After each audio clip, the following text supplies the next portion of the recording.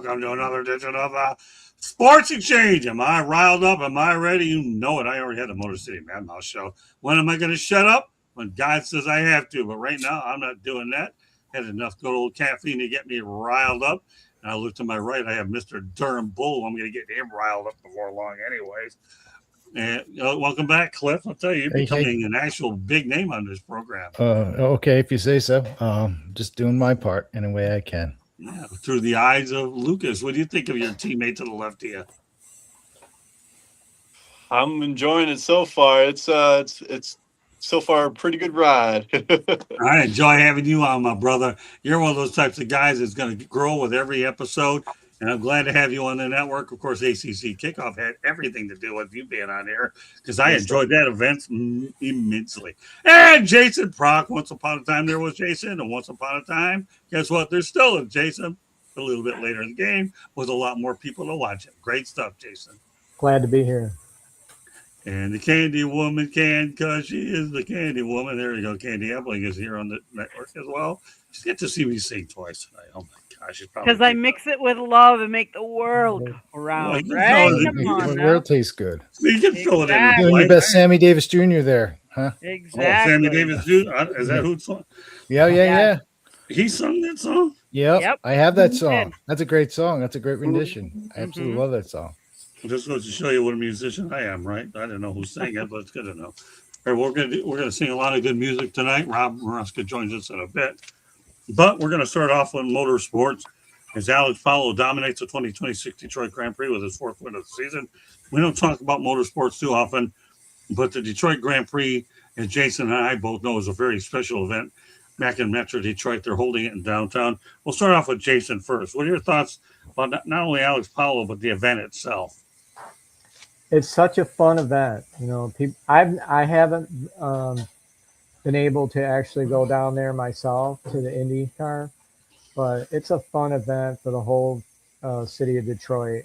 It's been there for many years.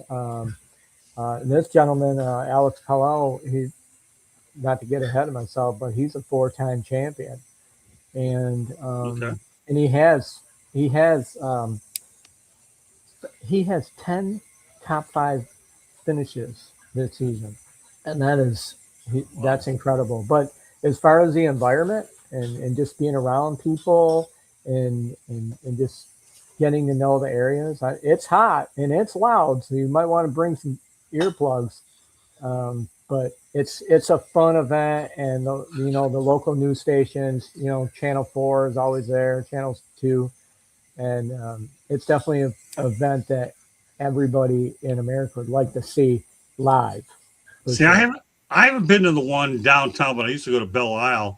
Belle Isle. In fact, there was a time, get this, Candy wouldn't be surprised at this, but I took my vehicle and drove around that track, but not at the speeds that they did because I just got the itch to do it. But Belle Isle was pretty neat. Candy, I know it's a bucket list item for me to take you there, but you know how important this race means to you. You've covered motorsports in the past. It has. They raced on Belle Isle from 1992 to 2001, and again from 2007 to 2022. It excluded 2020 because that was COVID, and and nothing happened then. But it successfully moved back to the heart of downtown Detroit, starting in 2023 to reconnect with the city's commercial core. The event featured IndyCar Series, Indy Next by Firestone, IMSA WeatherTech Sports Car Championship. It took place from May 29th to May 31st, 2026 on a 1.65 mile 9-turn temporary street circuit in downtown Detroit. That's got to be really kind of cool. Like, Scott, we've been to different places. We've been to Sebring down here, and that's on an old airstrip. And like they talk about the vibrations, I would imagine on regular streets. Let's face it, Detroit is up north. You would get potholes. You'd have to fix those. Like, I could just imagine the vibrations that some of these race car drivers feel because it's not on a regular track. That's just, it's not Daytona Beach or Indy that's all they do. This is on streets. I can't imagine. I like the fact that you brought the Sebring analogy. It's a really good race. I enjoyed covering it. I doubt I'll get back there again, only because it's just a tough race to cover, and I like to be personally on ovals more than street courses. It's not to say I won't, but it's unlikely.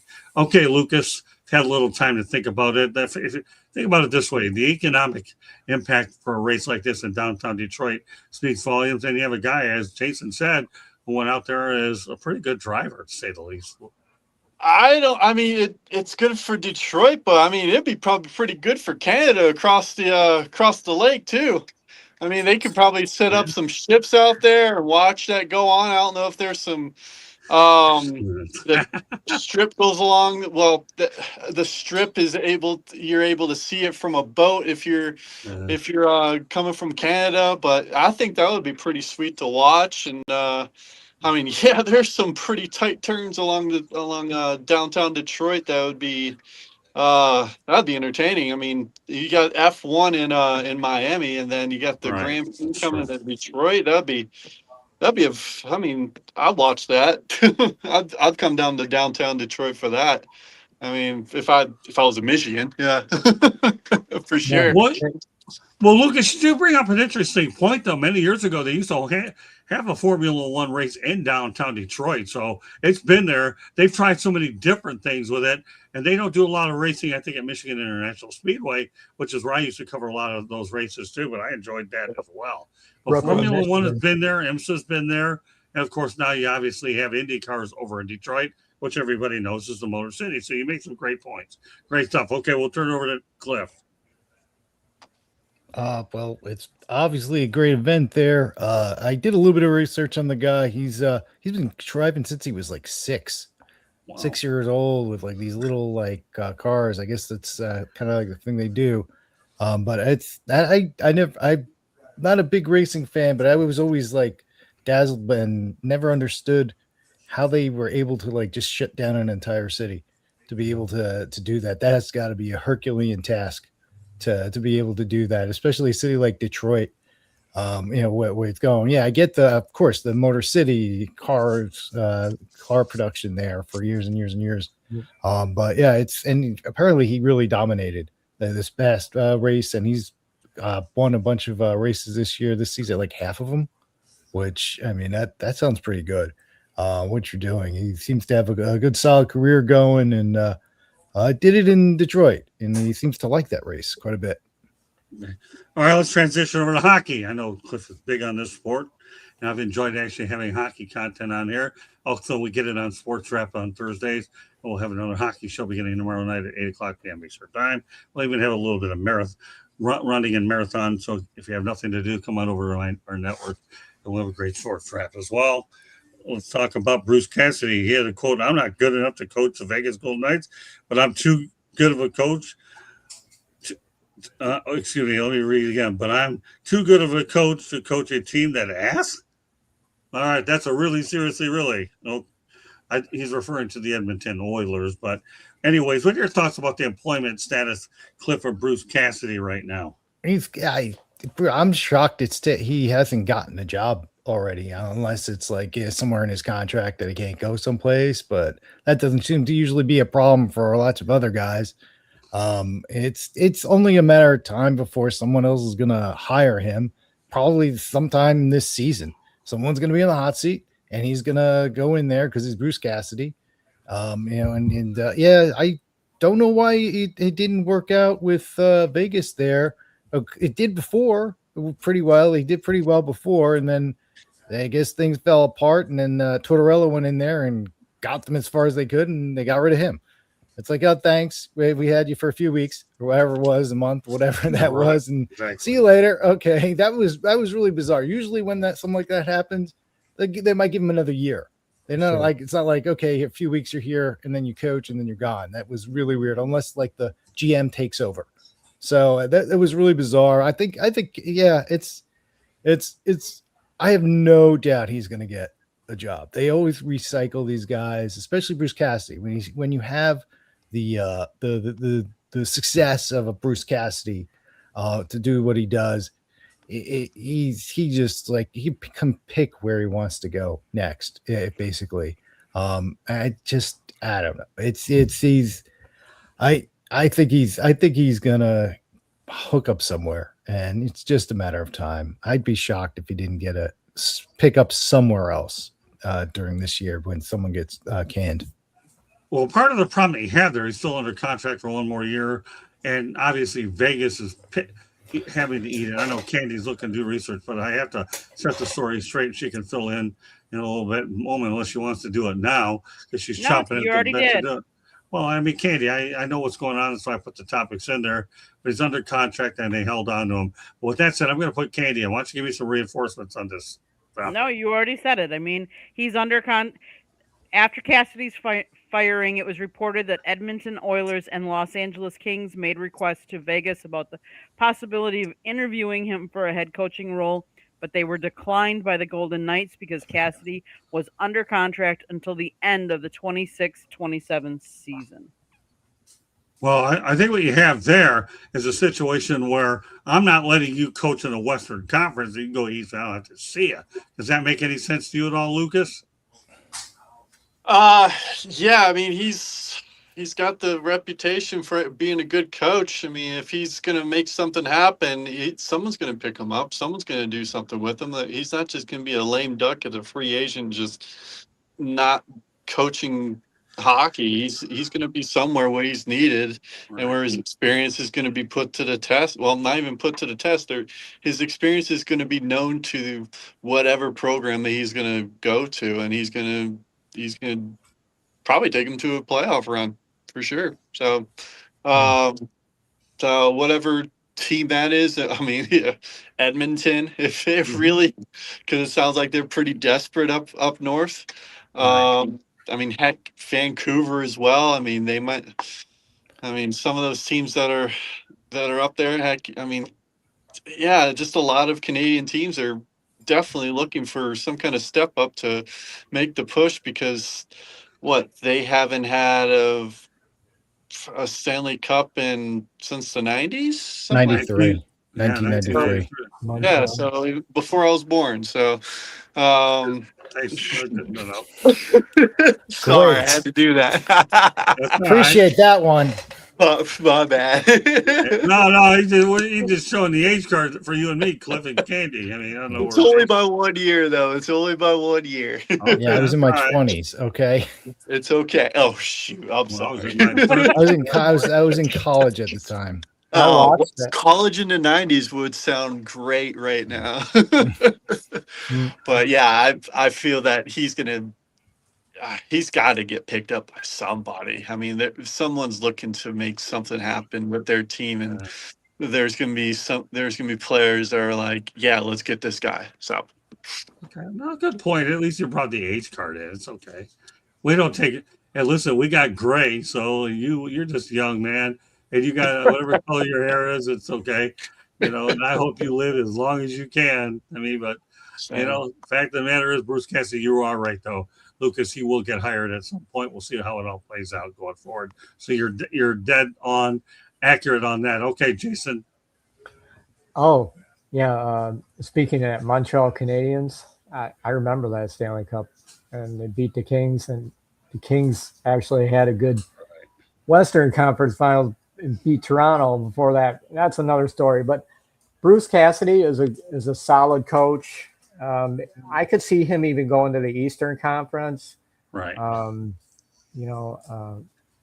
Islanders, Rangers. I mean, they're going to need somebody. Islanders just got DeBoer.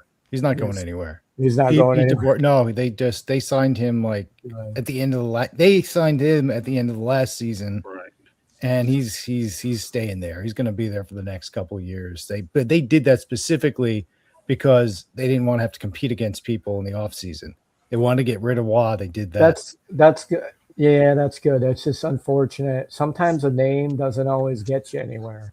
But in conclusion to Bruce, he will get another job. And I don't know what the deal is there, you guys, with the general manager, because remember Gerard Gallant he did very well in Vegas, and they canned him, and then they picked up Tortorella, and then they canned him. So, and he brought him to a final. So I'm not sure if the GM and the coaching staff is not getting along there, just it's you would think winning cures most. They did make the finals this year, so I think it's they just wanted to bring up the guy from Henderson. I mean, yeah, you're right. I think that was always the plan.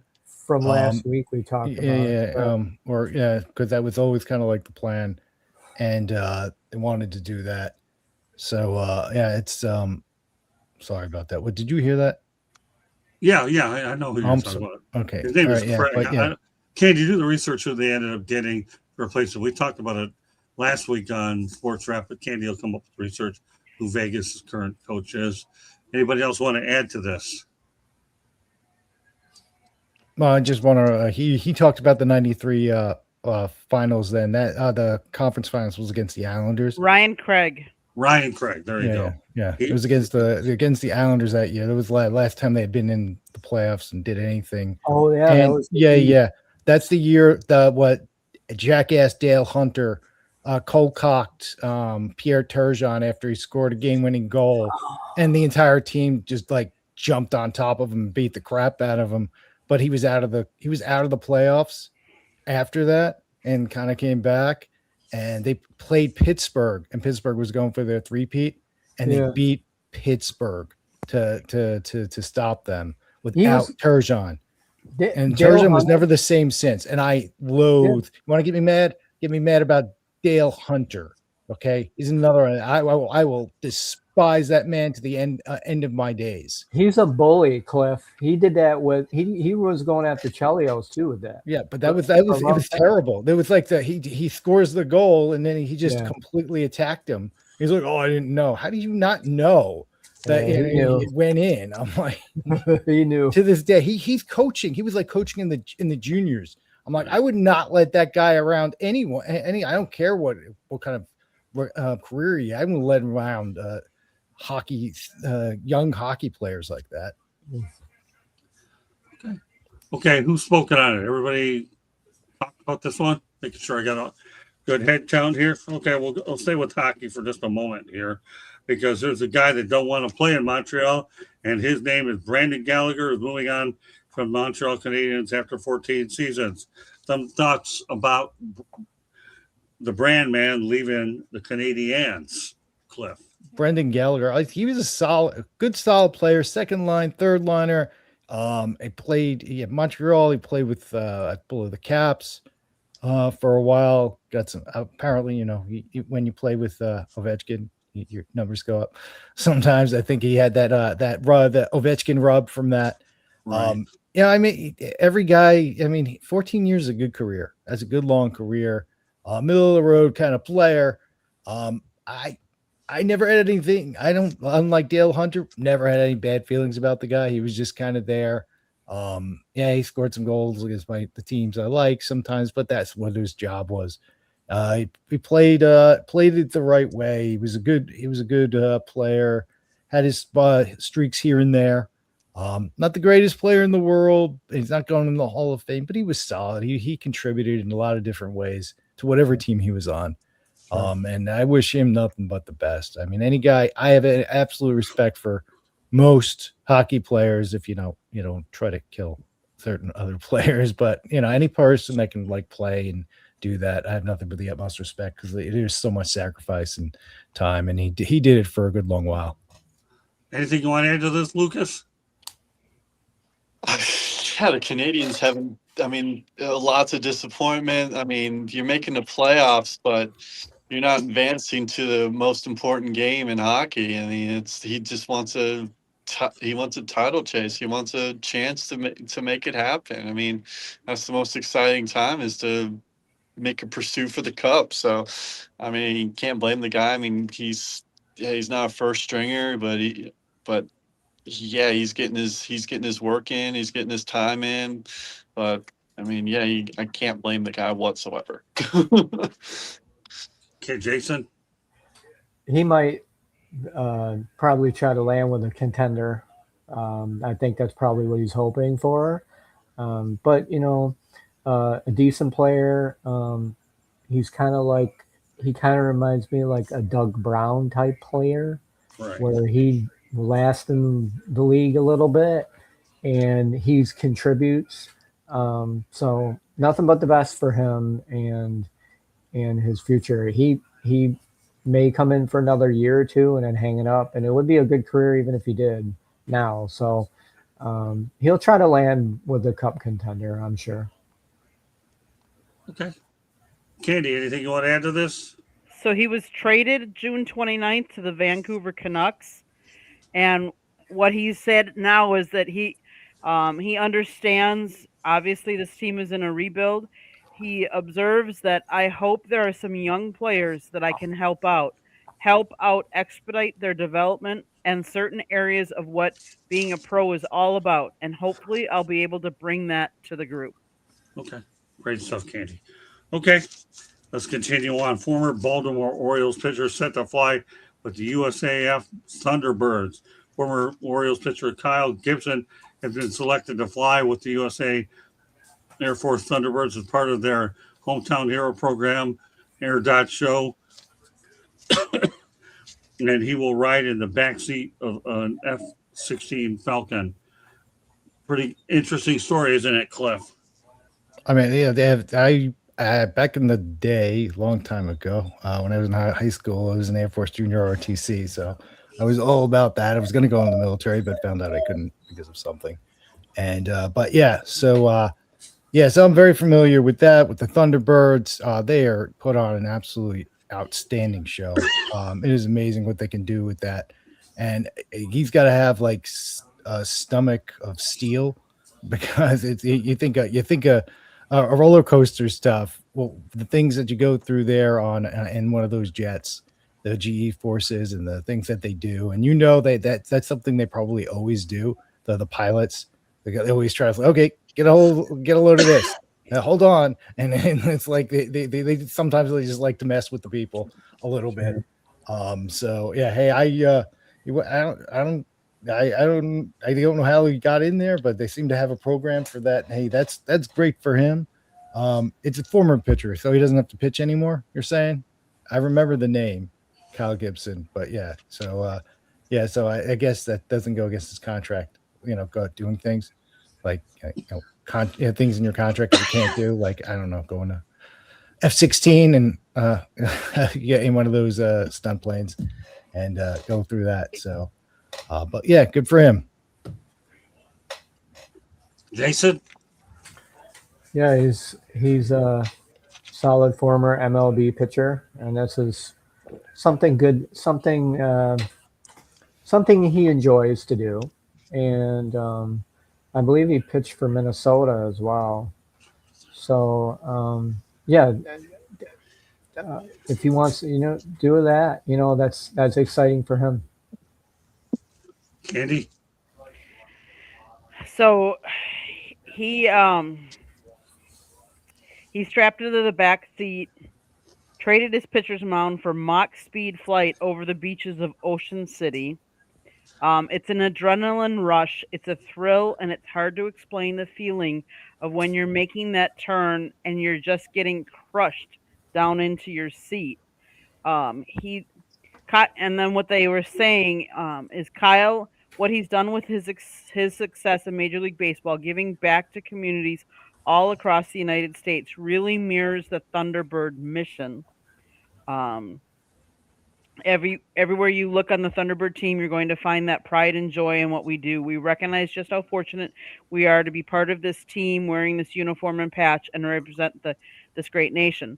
The 45-minute flight offered a glimpse into the lives of the Air Force men and women who serve the country.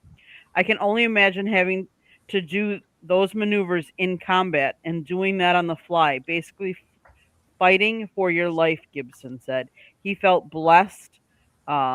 He said maybe the Top Gun theme song, if I had a pair of those sweet sunglasses and could walk out to that. Most of my career, I had some type of Christian rap song instead. But he had a good time. It was cool. All right, Lucas, you in the mood for any adrenaline rushes? I mean, it's the same kind of adrenaline rush, maybe being on a pitcher's mound because you got I know he pitched at Camden Yards, I think, for a little while, and I think Yeah. he was. I remember him being on my fantasy baseball league for a little while. I was like, "Oh, this kid's doing pretty well. Let's pick him up." I'm like, and I just charmed my memory. But yeah, I mean, I mean, you're on a mound and you are the center of attention. But I mean, when you're in a G-force, just high forced area like a Thunderbird, yeah, that's a different kind of adrenaline. I'm sure. Yeah, you got if you're committed to it, you got to be committed to it because there's no exit route. You're strapped in, baby, and let's go. So it's that's a heck of a time. I mean, great for him. That's awesome. Well, Candy will be the first to tell you that I get the itch to do an adrenaline rush. I've been known to take them, right, Candy? Why don't you explain to these guys a little about some of my adrenaline rushes since you've been in the program? It alluded to a ticket in one of the other states that he does not want to drive in anymore. But it also, one of his favorite adrenaline rushes was down on the Miami Speedway. Um, he was going to cover the race, and he was down there, and one of the track guys said, "How would you like to get in a car?" And he's like, "What? Are you kidding me?" No, he goes, "How would you like to drive one of the cars?" And he's like, "Are you kidding me? You got to sit in on a 1 hour educational video." So he sat and watched the educational video. And then I believe it's Scott, was it before or after you got in the car? You called me and said, "You're not going to believe what I just did or what I'm about to do." And I'm like, "What?"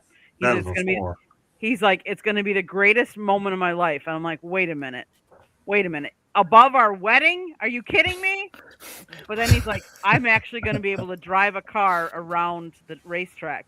And he's got a certificate hanging on our wall that he was going over 147 point something miles per hour around the racetrack. So that was his adrenaline rush. Um, Scott, you want to say any more about it? No, I see. I tell you, I've done all kinds of adrenaline rushes. Heck, Jason could probably relate to this probably more than anybody. But get this: many years ago, I was dating a bartender in Walled Lake, is what I was doing. You know where Walled Lake is, right? And I was over. I think it was Key Largo was actually the restaurant. I don't know if you remember the joint or not. So I was dating this redheaded bartender. Oh, is she gorgeous, man? Her and I and this other guy went in a pickup truck, and we were cranking around Walled Lake. And so both this guy on his left and myself on the right, we rolled down the window, and that snow came inside. You talk about an adrenaline rush, Jason. That was it. It's cool over there. Yeah. It's a beautiful area. That whole area, even still, I was there last year. It's beautiful over there. A lot of Yeah, good well- fishing too. So, what are your thoughts about what this guy did? Man, that's just USA. wild. USAF Thunder. All right, so you see, Lucas, I got a bunch of adrenaline rushes in my system.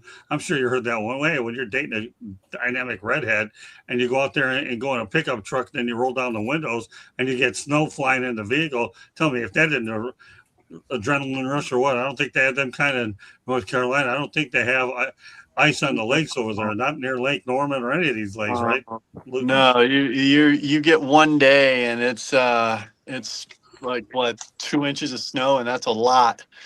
But yeah, it's all gone within like 3 days. And yeah, I mean, my dad's told me several stories from living up in Bay City that once you're snowed in, you're snowed in. It's there's no going back. And No. I mean, you create igloos to stay warm. I mean, there's a lot of incidents that you just stay with, and I mean, you just hunker down. I mean, that sounds like a race car with a redhead and snow coming down through your car. Oh boy! All right, that's a rush. Yeah, no, Jeez, man. that's putting it lightly, my friend. Okay, well, Brett. all right, let's talk about Chip Kelly. Anybody think he'll ever get a head coaching job? I'll tell you, the last 4 seasons, though, in 2023, he was with UCLA as a head coach. 2024, he was Ohio State as an offensive coordinator. 2025 with the Raiders as an offensive coordinator. 2026, guess what? He goes to Northwestern. It's weird looking at Chip Kelly in purple. 2026, offensive coordinator. The dude's going for the Rainbow Challenge of coaching. Okay, Cliff, do you think this guy's ever going to be a head coach, or is he done? Yeah, he peaked when he was with Oregon, and then he went to the Eagles, and that was just a mess. Yeah, he's Chip Kelly, and it seems like, oh, I'm going here, I'm going there. It's just not working for him. I think he'll get coordinator jobs, maybe arena football. Maybe arena football will have him. Maybe he'll go back to college, maybe some Division II team. We'll hook up with him. Chip Kelly, we can get him that cheap. I don't know if they'll have the money, but trying to get him, but he might be desperate. He started off hot with Oregon, and then once he went to the Eagles and these other places, it just didn't really work. And I think his next stop is maybe like commentary, like on college football Saturday on ESPN or something. So eventually. Okay. What do you think, Lucas? Oh man, that was one of the worst years of the Niners in recent memory since Erickson, probably. But he had a good career at Oregon, and then he was just trying to pick up that pace. It's kind of like a now Nebraska coach that coached at Carolina for a little while. I can't remember his name off the top of my head right now, but yeah, just some coaches that are just bound for being just college coaches. Right. And I mean,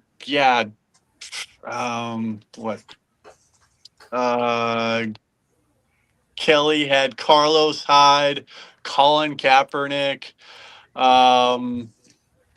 Who else? Raheem Mostert in his younger days.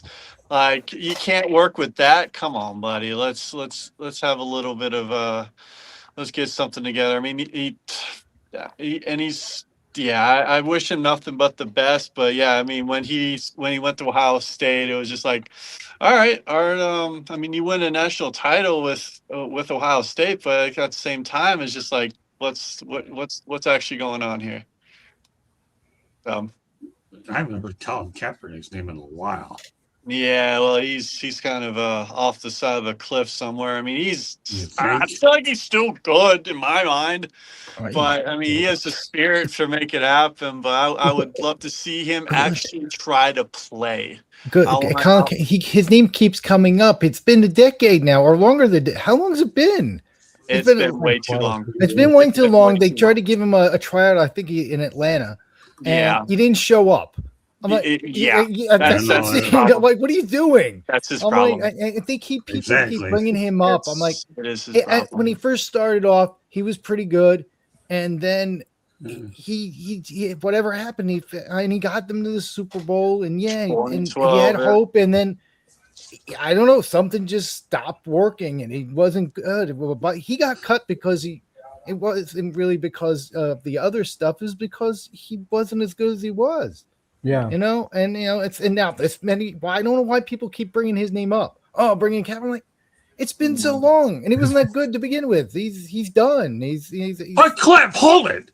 All right, now you got me going. I knew this topic was going to do it. Are you picking nuts? If Jim Harbaugh didn't sign this guy, what do you think's going to happen? Come on, Cliff, get with it, brother. Jim Harbaugh never signed him into pros. All he did was let him work out over at Michigan, and of course, he hadn't brought him with the Chargers or anywhere.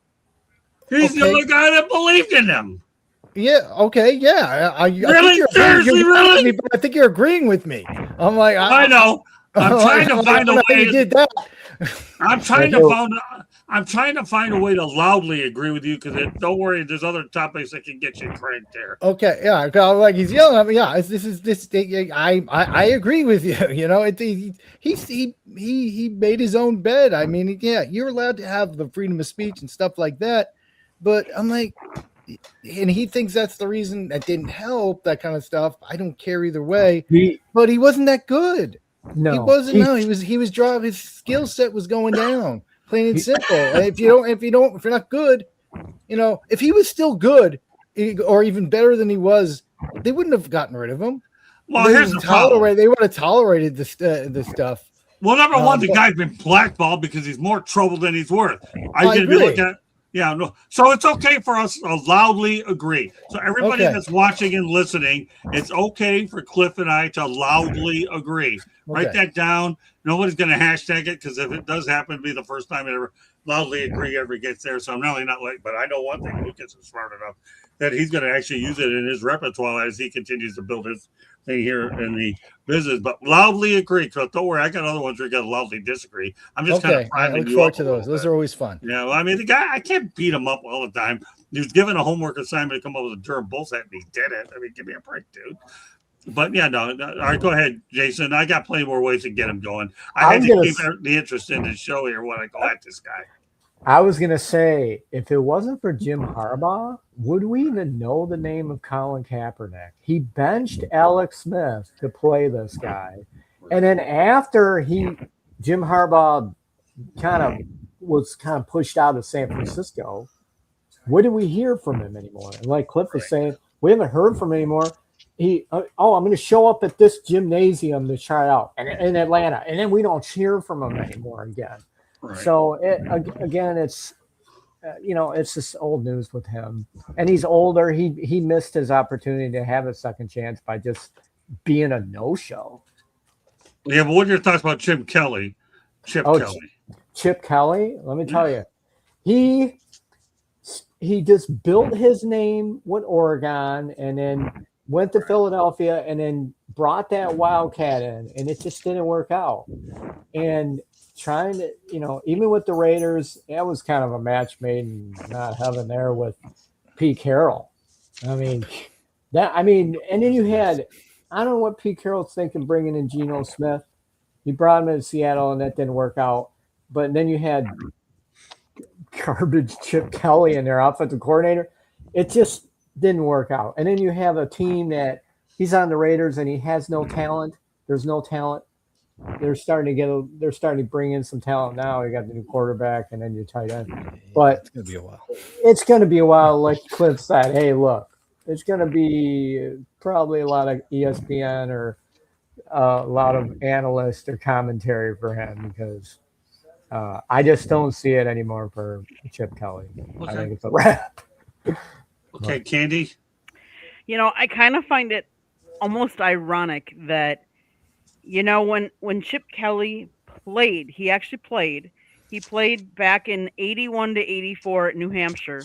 The position he played was defensive back, but yet he's an offensive guru. So it's kind of interesting that it's the opposite that what he played.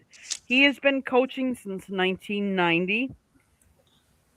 We've often talked that there are some coaches that are just better college coaches, and they're just not, for whatever reason. Maybe they can mold younger men, but for some reason that doesn't translate to the NFL. His college coaching as a head coach, his record is 81 and 41. There are a lot of coaches that would love to be that successful in the college rankings. Now, when he went to the NFL, 28 and 35. But we'll see how he does at Northwestern. I mean, he's been at some of, and you can't say that he was. Sometimes when you have a head coach and they go to NFL, they go to bad teams, and that's why they don't have success. You went to the Eagles, the 49ers. Right. Those aren't bad teams. Those are good teams, and you didn't have the success that you wanted. So that proves to me that you're better off in the college rankings, wherever that may be. Northwestern isn't really that big of a powerhouse. Yeah, but you know what? Football. But you know what? He did not do that bad of a job at UCLA. He really didn't. But I think he got sick and tired. And of course, now with NIL, college jobs, I don't think are as appealing because there's so much more involved keeping your own players, let alone bringing new ones as well. So I don't know how he would even do in today's college climate. Maybe, who knows? Maybe the United Football League or Canadian Football League will bring him in next if they give him an opportunity. He'd be suited for an aerial attack north of the border. That's probably where he's going to go. But remember that in 24 and 25, he replaced Bill O'Brien as offensive coordinator after O'Brien left Ohio State to become the head coach for Boston College. They Right. went to they won the national championship. So he's proven that he can still coach at the college level. So good, Katie. He goes from Ohio State to Northwestern. You know the difference between those two schools? He went to Vegas, or the Vegas Raiders in between. I know that doesn't help his case. Yeah, well, No, no, that that, does that not. hurt him. I know that was bad. But you're talking about Ohio State and Northwestern. For those of you who don't know, Northwestern is a home of journalists, people. So I don't know. We do better writing about this stuff than we do playing. As far as Ohio State, well, he did go ahead and I get a still ring don't there. know why they're in the Big Ten. I don't know why they haven't kicked them out. I just think they want them as a patsy so they can beat them up every They the have rest of the Northwestern rest of the hasn't division. been all that bad. I mean, they Yeah. were relevant when Pat Better at Fitzgerald was doing it. football. Gary Barnett before They have- Pat Fitzgerald. Well, that's Northwest it too. Northwestern has 8 Big Ten conference championships. Really? So yes, Those were really bad years. well Like- they've been playing since 1876, 150 years ago. All right. They All right, won championships old. 1903, 1926, 30, 31, 36, 95, 96, and 2000. Oh. Hey, Okay. you know what? They They're produced like the the best. citadel of the SoCon. Well, listen, they produce great journalists. Hey, if you want a famous alumni that went there, how about Brent Musburger? He's a Northwestern That's guy. a pretty good name. Anybody heard of No, Brent he's- Musburger? He's I- a great Well, sports yeah. journalist. That's not surprising. You are And looking he live. cut his teeth trying to probably cover that Northwestern team when he was there. Well, hey, listen, he came from there sick to mad. That's all that matters. He's my idol. Don't say nothing bad about Brent or No, that I'm not saying, journal- I'm not You saying make the anything bad bitch about young Brett. Paul, Yeah, right. right? Yeah, they produce journalists there. Okay, but great Yeah. stuff. Scott, Anybody else? Yeah, go ahead. I was just going to say that there was a local journalist back in Detroit. He unfortunately passed away a few years ago. Jamie Samuelson. He went to Northwestern. Oh, really? I was actually I had a pleasure to meet him a couple of times. He was just a great dude. Going back from WDFN, the fan, from the mid '90s with Mike Stone, and he was another one, a journalist. That's why I wanted to bring that up for him. No, I'm glad you did. Yeah, Jamie. Yeah. I never met Jamie, but I know he's a colleague of mine, and I've heard nothing but good things about Jamie for sure. Glad you did Yeah. bring him up. That's for sure. So, all right. Anybody else want to add to this? Okay, let's talk about one other NFL note. Rob Morales will be on shortly, and that's it. Washington Commanders head coach Dan Quinn is viewed as being on the hot seat in 2026 if they have a repeat of 2025, although they did recently sign Stephon Diggs. Okay, what are your thoughts? You're in that area. Cliff, what are your thoughts about Dan Quinn? Yeah, I'm not surprised. They lost Jaden Daniels last year. That anytime you lose your top priority quarterback, that's gonna hurt. Yeah, but I mean it's been that way. You're in the division with the Eagles and Dallas. Giants are there. I'm a Giants fan. That they haven't been much of a challenge recently, but that's always a tough schedule. So you always have them on there, and it's Washington. If you don't step up, you don't perform, you have to do more than just win some regular season games. You got to win some playoff games, and they haven't won the Super Bowl since the early since Buffalo against Buffalo. So with Timmy Smith. All right, the one right after the Giants won. Exactly. So it's not a surprise. It's new guys who come in, go, leave. You think they're going to do great. They sign some guys 1 year and then they don't do it. Stephon Diggs, that's a huge signing for them. He had over 1,000 yards playing for New England last year after the injury with Houston when he was with Houston. Now I don't think he's going to get 1,000 this year. I can see anywhere about maybe 800 yards, maybe 6 touchdowns, 7 touchdowns. But he doesn't have to be the number one. He's going to be the number two. Right. McLaurin's going to be the one. Yeah. So that's a good signing for them. Their running back field. They got Bill Krothke Merritt, and he was a 7th rounder, but they did bring in Rashad White, who's probably going to take passing and receiving for them. So I think they're going to be a little bit better, but and it all depends on how Jaden Daniels does this year. If he's old Jaden Daniels, he doesn't have those injuries, because he was kind of very banged up last year, and he's going to do better, but he's got to really push this year. I think he really has to push and at least maybe get a playoff spot. I don't know. I'm not saying they will, but that might be the threshold that he needs to get. And I think he's probably going to be gone because, like I said, it's a tough division. Okay, what are your thoughts, Lucas? I mean, yeah, there may be a reason why Debo just left. I mean, there might be some inside things that he knows that Dan Quinn might be not picking up. At the same time, maybe Debo is just saying, "Oh, I'm out of here," and and maybe it's not going to work. And I don't know. Anyways, but yeah, Jaden Daniels. I mean, that's the way he picked up that team and made it to the NFC Championship that one year was just unbelievable. Like, coming back from all of that to make that game, like, that's like, who thought that would happen in a million years?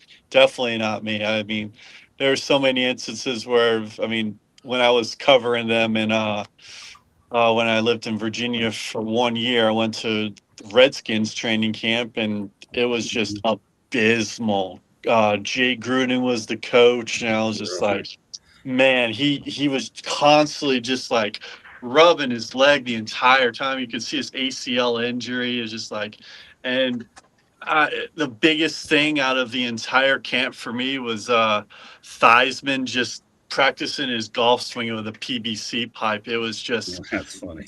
It was really, really just, it was abysmal. And then for Connor Haskins is it Dwayne Haskins or Connor? I think Dwayne Haskins. Dwayne Haskins, yeah. I went to school with a Connor Haskins, so that's what that comes up to mind. But yeah, Dwayne Haskins. I mean, he was their top pick, and it's just going back and forth with hopefully just to see that progression for them to be where they are now.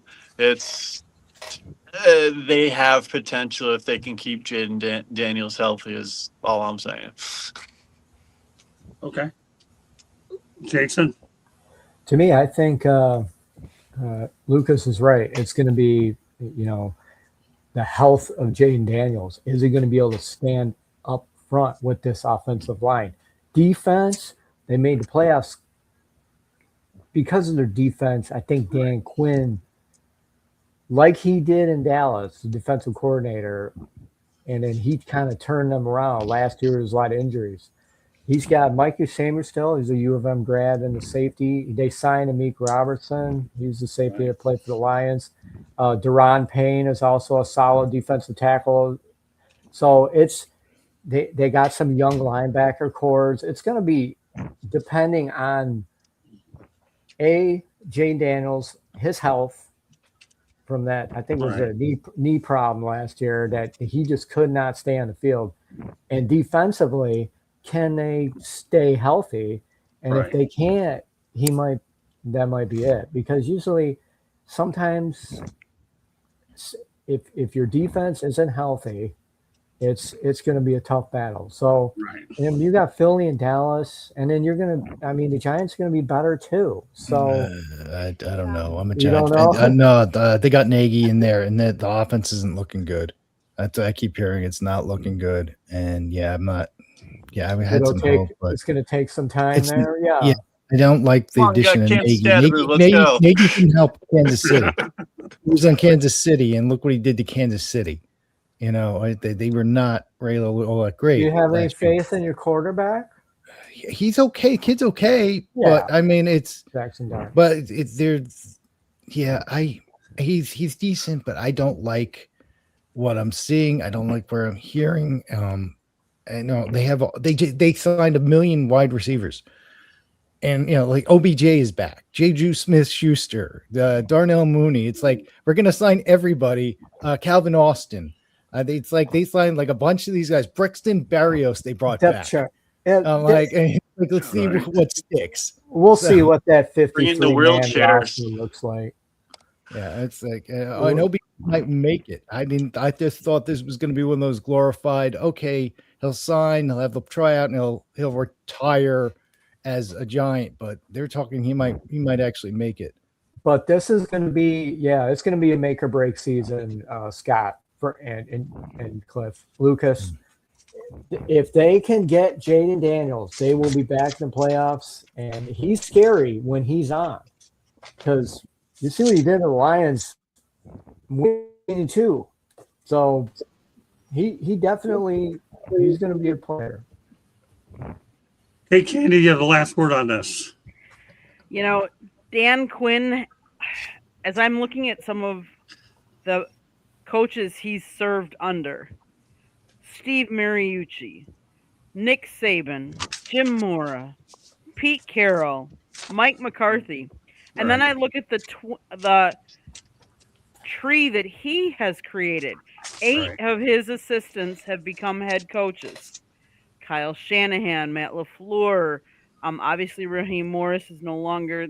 Steve Sarkisian, Mike McDaniels, Tavita Pritchard, and Tosh Lupoy, who's at California. Now, I would say this. The NFL is a win now league. You need to have, and prove it, you need to have results on the field. In order to have results, if you don't have the backups that can come in to help you when one of your stars goes down, makes a big difference. Sure. I don't blame that on the head coach. I blame that on the GMs that are bringing what players and who can they afford and all that. But it'll be interesting to see what kind of season they have this year. Okay. All right. Well, we welcome Rob Maraska to the show. Hello, Rob. Welcome to the big show. Hey, everybody. What did I miss? I don't know. Whatever you miss, obviously, what you don't talk about hockey and a few other things. But don't worry, you didn't miss. If you're asking, did I miss a rant? Well, what do we call it? A loud, friendly one? What? Loud agreement. Loudly agree. Loudly agree. Of course, Lucas is taking notes, so it doesn't make any difference anyway. I mean, this guy's good. I mean, when I saw him at ACC kickoff, loudly agree. That's all. All right, so let's talk about baseball a little bit. Then we're going to get some a very off-the-wall topic, only appropriate for this network. The A's owners say that Las Vegas ballpark is running on time and on budget. John Fisher said, obviously, the cost of $2 billion. Cliff, some thoughts about the A's getting closer to their Vegas home? I actually I've already talked about this in the past, but I was in Vegas this past year in April, and I stayed at the at the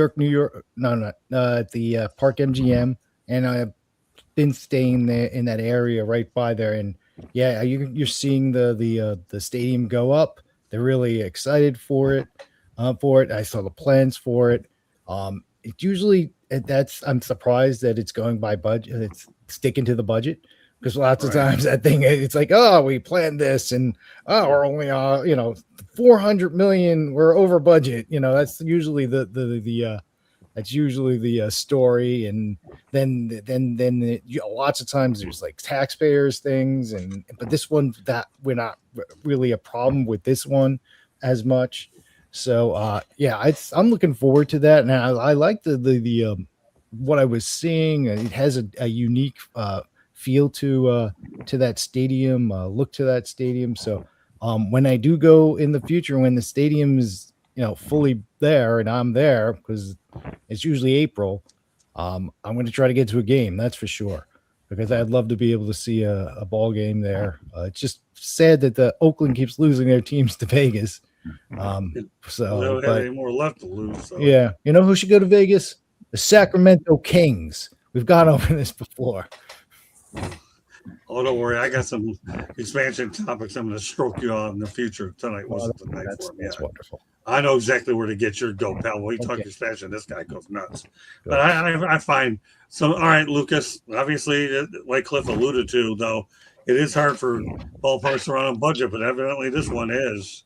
Yes, if they can somehow keep the budget within the roof that they have projected for that place, that's a miracle because it's going to be marvelous to even see that thing in action. The way they have it retracted is supposed to be better than I call it Safeco. I don't care. T-Mobile Park. It's supposed to be better than Miller Park, American Family Insurance, whatever. You're All of talking that. Just so you know, you're talking to a Milwaukee girl out here when you mess up those names. Go ahead, continue. He can't keep yeah, track. They keep selling the rights for corporate things. So who can keep track of all these stadium names? True. Yeah, I can't, man. I mean, I'll always call Oracle Park Pac Bell. But anyways, yeah, I hope Fisher treats Vegas differently, like not like he did in Oakland. I really hope he actually cares for these people and actually cares for this team and actually puts something Right. into it and makes something happen because I mean what he did to Oakland, man, that was really unfortunate. I'm sure there was something behind the scenes that was also going on with that made those decisions, but my goodness, that was just not a good move. Anyways, I would love for them to have a team in Vegas would be sweet. But with that retractable roof and what the blueprints of that place was looking like, it's gonna be a miracle. I really think that's just my opinion though, but I feel like it's gonna be a miracle. Okay. Well, your opinion matters. That's why you're on the show, bro. Okay, great stuff. All right, give me the thumbs up. But it is. Everybody's opinion matters when you get on this show. All right, go ahead, Jason. Yeah, he's taken a lot of flack, John Fisher, for it seemed like he was not talking to the media about this. But as of recently, he has taken reporters to show the progress of where the construction site of where the stadium is. It is. This is going to be on. This is like a 35-acre lot in total of 9 acres. So this is going to be pretty exciting stuff for baseball and fans all over. And according, it's going to be 30,000 seats. So I'm sure that it'll be filled probably every night, I would think. As long as they have a team, as long as they keep guys like Nick Kurtz, as long as they keep guys like Lawrence Butler. Yeah, Lawrence Butler. They have to keep people like that to keep fans interested. Otherwise, it's going to be a total disaster. I agree with Lucas when it comes to the retractable roof and everything. It's beautiful. I went to the Texas, the Globe Life Field there in Texas, and that stadium is gorgeous. And I don't know if they did that a long time ago. Yeah, it was nice. I seen the Tigers, Rangers, and it's beautiful. And they do it because it's so scorching hot there. They can't even, So this is going to be exciting for baseball, the A's, and the fans. But you're going to have to get a team on this field because, for one, Shea Langeliers too. You got to bring the core back, and then maybe add a little bit of this pitching, and it's going to bring some pizzazz to Vegas, the baseball, and everything else down the road in the future. I'm excited. I want to go to a game. Okay, Rob. Well, New York MLB talk, be able to go ahead and get you afford to pay your expenses to go there? Yeah, my question is, are they going to have slot machines in that stadium? I mean, it's Vegas, and they have slot machines in the 7-Eleven. So, and now, betting they have kiosks everywhere now for betting in stadiums. So I'm wondering about that. And also, yeah, the capacity is 33,000. I mean, that's kind of small. I like to see these stadiums have about at least 40,000. Yeah, but Probably New the York, first- these are small markets. Yeah, when they made Citi Field, like Shea Stadium used to be about 56,000, and Citi Field's now like 45,000. I didn't like that too much because of the postseason, but I don't have to worry about that this year, with the Mets postseason. But with the team in Vegas, I think the first couple of years it's going to be packed, and if they don't field a great team, then that's going to die down. So I agree with the other guys. They're going to have to field a good team. And it is a shame that Oakland is losing all its sports team. But, it's Oakland is going downhill, and what are you going to do? They had to get out of there. I don't know. I think that being it's Vegas, I think the ownership will change pretty quickly, and I think that's probably the best bet. If because there's a lot of money in Vegas. Maybe not the type of money Major League Baseball would, but they're putting the gambling stuff in the stadiums anyway. So I could definitely see that Phillips going and a whole new other ownership group. And if it's someone related to Vegas, they know how to bring in money. They know how to do shows. I mean, you look at the Vegas Golden Knights. It's hockey too. Right. I went to one of their games, and it was, oh my gosh, they know how to put on it. That was one of the best hockey experiences I ever went to. It was such an incredible experience there. So if it's gonna work from a show standpoint, from an entertainment standpoint, they're in the right place. Okay. Andy? So from what I've read is the project is going to cost $2 million. It's not a retractable roof. It's a fixed roof with curved metal panels resembling pennants, climate controlled for the desert heat, and a massive cable glass window facing the strip. And it is also part of a larger mixed-use project that will include a new Bally's hotel/casino and entertainment complex as well. Foundation work is already out there. Yes, it's going to be 33 feet. Its location is the southeast corner of Las Vegas Boulevard and Tropicana Avenue, the former Tropicana site. So I have seen pictures of it. It does look very cool, but let's face it, money buys new, exciting, fancy stadiums these days. Yes, I am. Be careful when you talk about my Miller Park, because I still will call it Miller Park forever. That is actually, Lucas, and you guys might not, you and Jason and Cliff, I'm not sure you guys all know that Scott and I actually got married inside Miller Park. Oh, So okay. when it was Miller Park. That's cool. That's cool. That, yeah. Okay. So it is now American Family Fields. Obviously, stadiums are going to have naming rights because they can make money. The one thing I will say is Lambeau Field has not sold naming rights, but it has sections of it that they sell naming rights to so they can still have the money coming in from some sponsors, but yet keep the name of the actual stadium, the original, because it's iconic. Well, here's what my thoughts are. Number one, no matter how bad the A's are, because it doesn't look like they're going to be good for a little while, you're going to need a diversion from the gambling. Let's face it, you get sick and tired of gambling.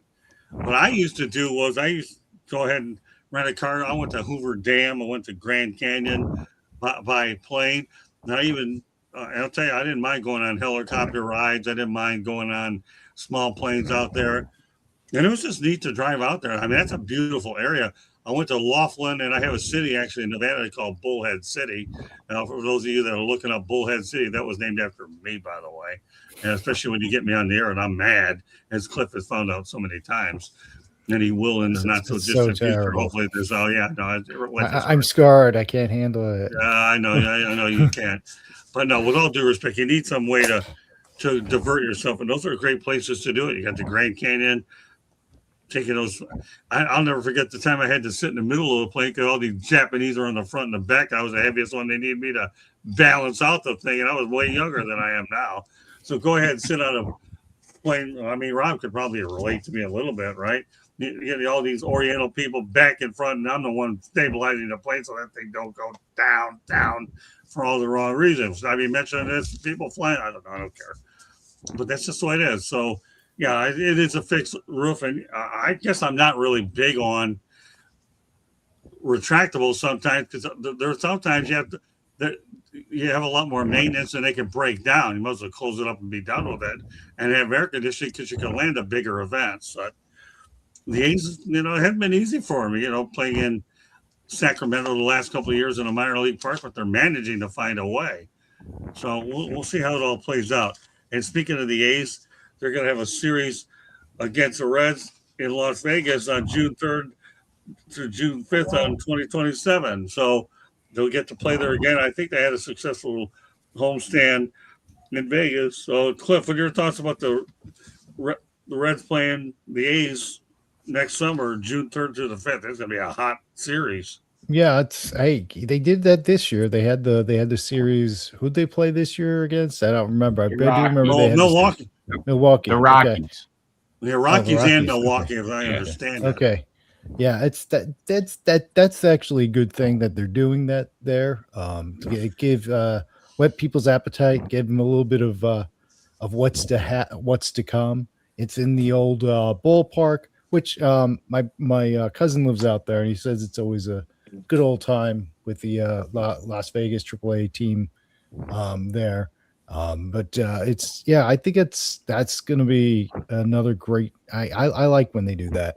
It's to get used to Vegas, see what people are gonna see when they do get there. Obviously, this new stadium is going to be superior to what they've got the AAA stadium, but I like that idea. I like them, just having a couple series there, so they can get used to kind of go in there too, see what Vegas is like, and also the teams coming in, so that'll be that's a treat for them too. So because it's not unless they were in the minors, and that's a different experience. But when you're going in for like a major league game, it's going to definitely be good for everyone. Well, it's a good test market, like you said, Cliff. You're testing the market out, kind of whet their appetite when they come there for good. They'll do it. Okay, pick up on it, Lucas. I'm sorry. Yeah, it's fine. I mean, I just looked at the roof again, and it's just steel rods or some kind of rods that are all over the entire park. So I think Candy might have mentioned it, but I mean, it just goes up. And I swore I saw retractable, but it was just or some kind of fiberglass that's in the roof itself that makes it look like it's retractable, but it just lifts, which is kind of cool. It's going to be especially cool for those desert sunsets. So I totally forgot about that. So That's okay. No big deal. All right, Jason. Yeah, I stand corrected, Candy, on that, the retractable roof. But it's like you said, this is going to be exciting for the fans. And it's going to be a beautiful horizon. And, it'll probably I went out there back in 2021. I wasn't able to kind of venture over to that area, but it's going to be hot. You already know. So, but if they're able to do that at night, in those later evening games, like Lucas was mentioning, it'll be a lot of fun for the fans. Okay. Rob? Well, if I was in Vegas for those dates, I would definitely try to catch a game. One of the games of that series. There's a good chance that it's probably sold out already anyway, or it will be sold out. But if I was there, I would check it out. I'm looking forward to see. It's always nice to have a change once in a while. So I'm looking forward to baseball in Vegas. It worked with the Brewers and the Rockies this summer, so it'll do fine next year with the Reds. Candy? Yeah, I don't see why it wouldn't. I mean, everything I've seen, the renderings, beautiful stadium. And I do agree though that if they don't put a good team on the field, apart from the first couple like years or two, people want to come see the new stadium. That I don't see the sustained success of the team and everything like that. But let's face it, we might not even have baseball next year. Yet we're Yeah. talking about it. I mean, this stadium isn't going to be done until 2028 at the earliest. So we'll see what the state of baseball is at that point. Well, everything will be right on top of each other because the football stadium is right over there, Yeah. the hockey arena is right over there. It's going to be right next to where they have their supposed basketball arena, which is supposed to be right across from T-Mobile. Mandalay Bay, which is right there. It's basically going to be its neighbor. So all that stuff is going to be right on top of each other, basically within walking distance, all of them together. Because I spend all my time over in that area. So Okay, well, guess what? Everybody, time for a non-sport topic because I got a good one here. And you talk about some of these days off you're getting. Well, I'll tell you what. We'll talk about national holidays. We're going to get off sports for just a moment here. And this, Rob, I know you enjoy some of these from time to time if they're carefully placed. And I'll tell you what, you owe these people because you had days off you wouldn't have without these people. We're going to talk about presidents that established national holidays. All right, ready? And some of this stuff gets serious. Okay, Ronald Reagan established Martin Luther King Day in 1983, which is the third Monday in January. Get this, though. When Arizona didn't honor it, they lost the Super Bowl because of it. You better take Martin Luther King Day serious or you're going to lose the Super Bowl as Arizona find out the hard way. We'll continue on. Rutherford B. Hayes, President's Day, 1879, third Monday of February. I know Candy appreciates these holidays, doesn't she? And she can thank some of these guys for creating them. Let's continue on. Lyndon B. Johnson, Memorial Day, beautiful, 1968. I can't believe it's only been around since 1968, but Lyndon B. Johnson got that one right at least. Joe Biden, Juneteenth Day. Look at that, 2021 recently. I've actually done some pretty good stuff on Juneteenth Day, didn't we, Candy? We took advantage of that. Didn't we go to, was it Key West for that one? I think so. Yeah, cool stuff. Thanks, Joe. Okay, Grover Cleveland, Labor Day, 1894, first Monday in September. Franklin D. Roosevelt got Columbus Day, second Monday in October. I don't know how many people get days off of that one. Woodrow Wilson, Veterans Day, 1919, November 11th. Abraham Lincoln, well, you better think go old age for this one because you get Thanksgiving, and he did that in 1863. Ulysses Grant, he's responsible for a lot of them. Got New Year's Day, Independence Day. Look at that. He got July 4th, New Year's Day, Christmas. So you got July 1st, 4th, and December 25th. We got say Ulysses Grant got the triple crown of all these bad boys. Okay, what are your thoughts, Cliff, about this group of presidents who got some extra time off?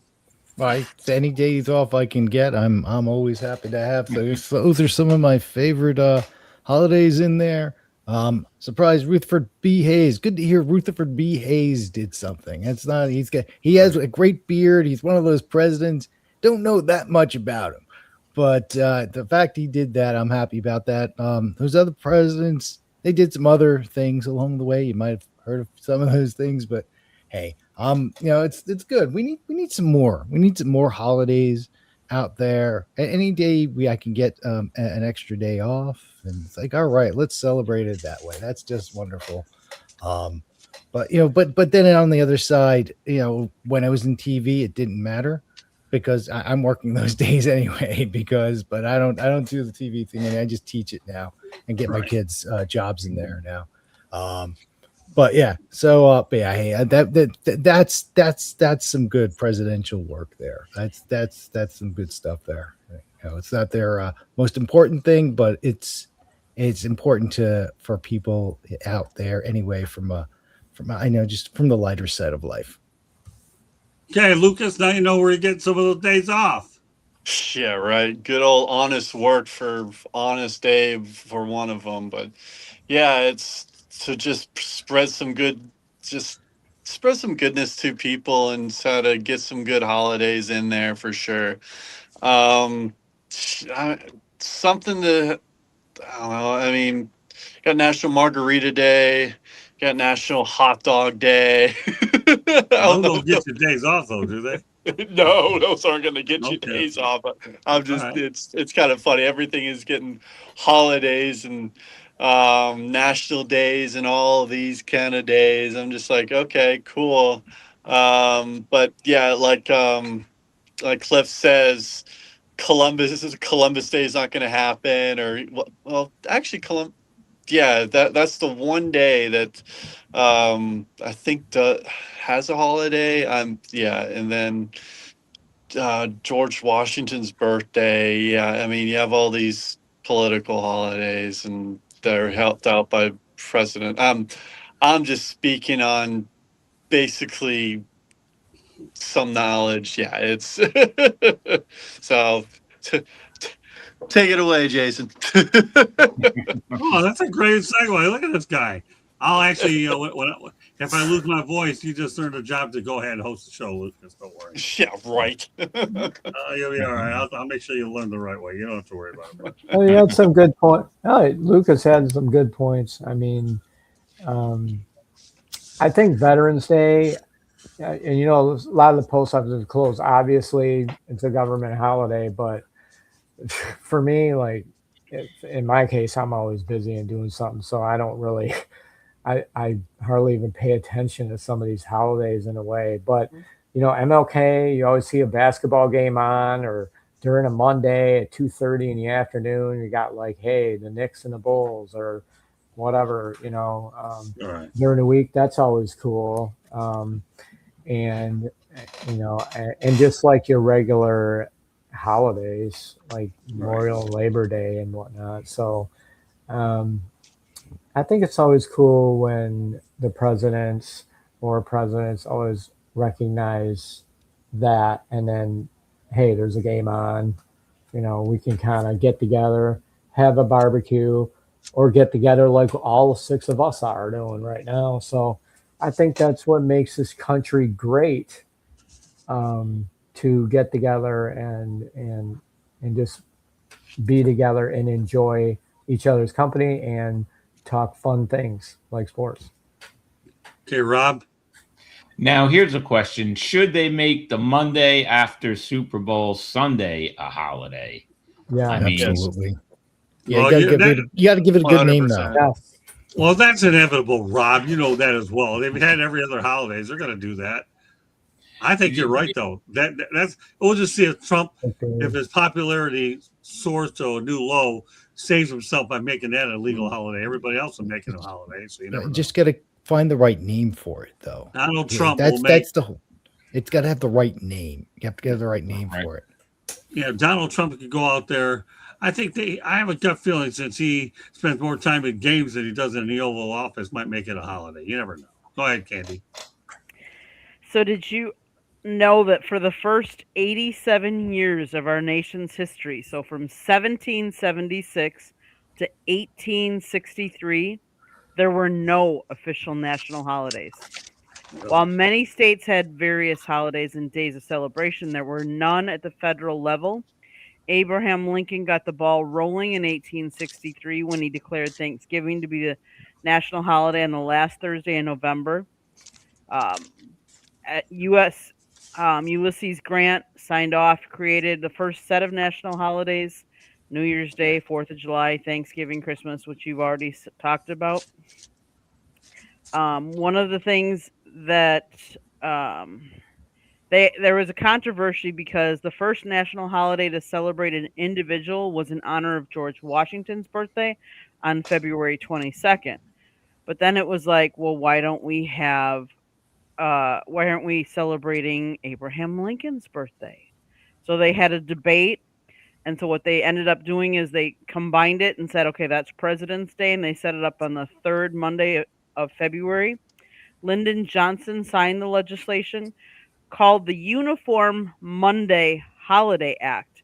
And that not only created President's Day, but also moved Memorial Day, Labor Day, and Veterans Days to Mondays, creating 3-day weekends and in theory to boost retail sales and reduce workplace absenteeism. Okay. I thought that was kind of interesting.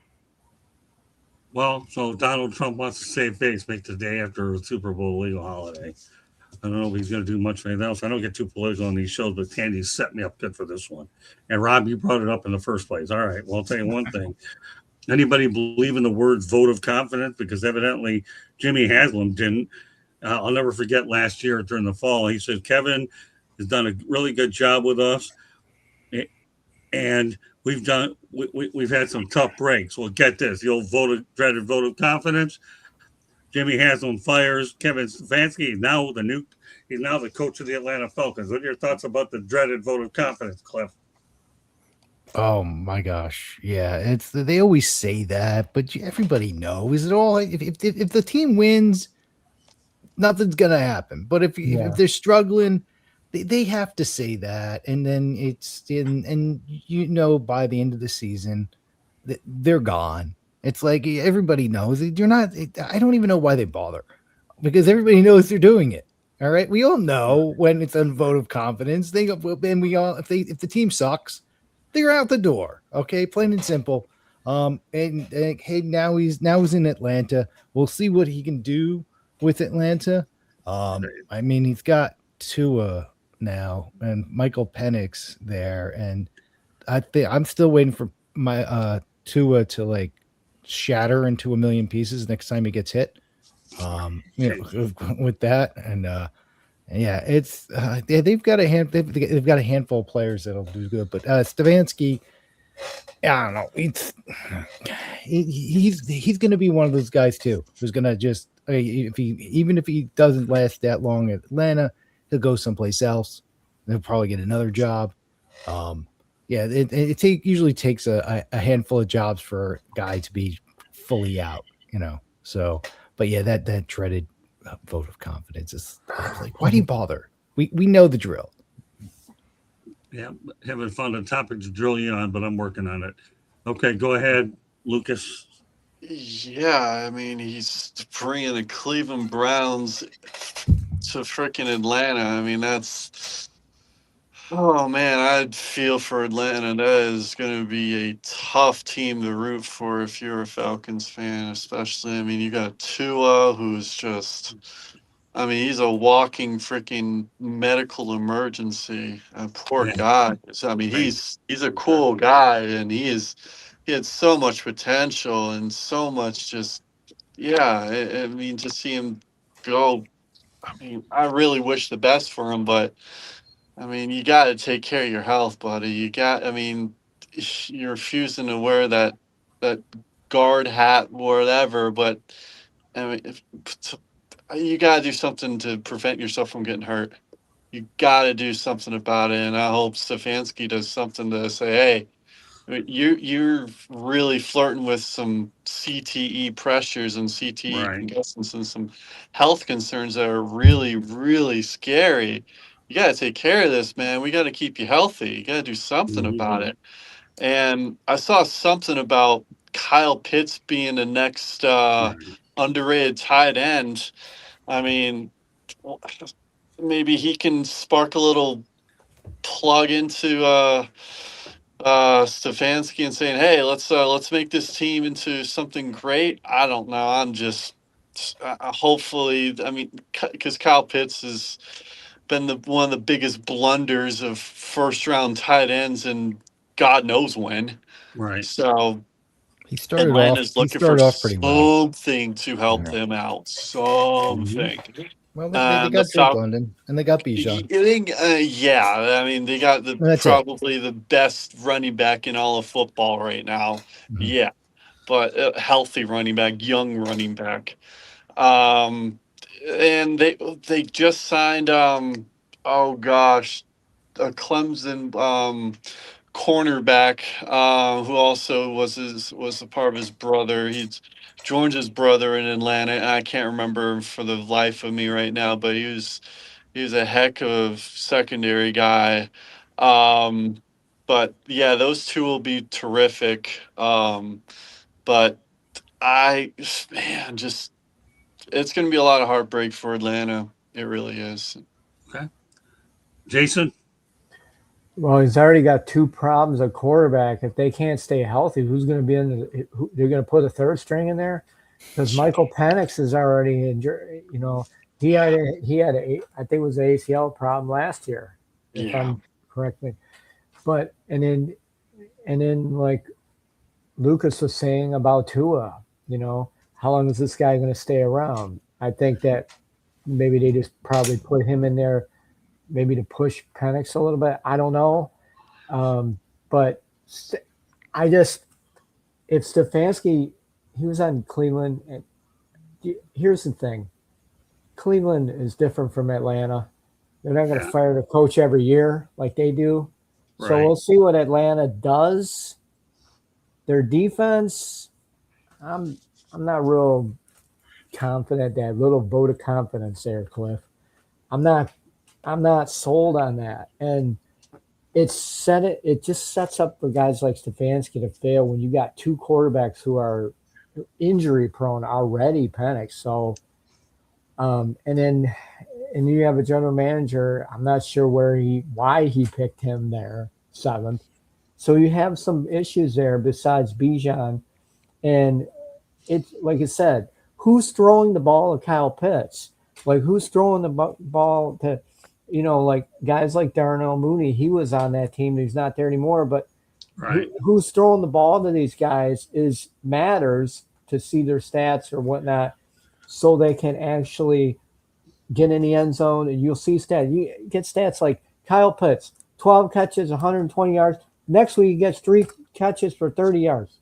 And it's like it's this up and down scenario with them, and it's going to be tough for them to make it to a playoff run or even win 6 games, in my opinion. I thought I heard that Cooper Rush signed there, didn't he? If I heard correctly, yeah, Cooper Okay. Rush. So, well, I mean, I don't know. He's their I don't safety. think He's the guy. he's not a franchise quarterback, but you need somebody in there. He's got a Serviceable, yeah. pulse. Ouch. Go ahead, Rob. So is this question about the vote of confidence? Is that Yeah. basically what this question? Okay. Have you ever known someone who was given the vote of confidence, keeping their job, let's Right. say, for less than 2 weeks after? Okay. Exactly. Never happens.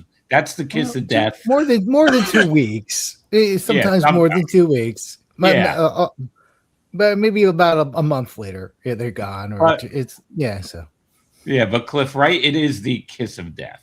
Once absolutely. they say that, you're just thinking to yourself, when you hear a GM in a press conference say that, you're thinking to Right. yourself, he's gone. So Yeah. that's That's what what I it is. think. I don't know It's why the they kiss do of- it.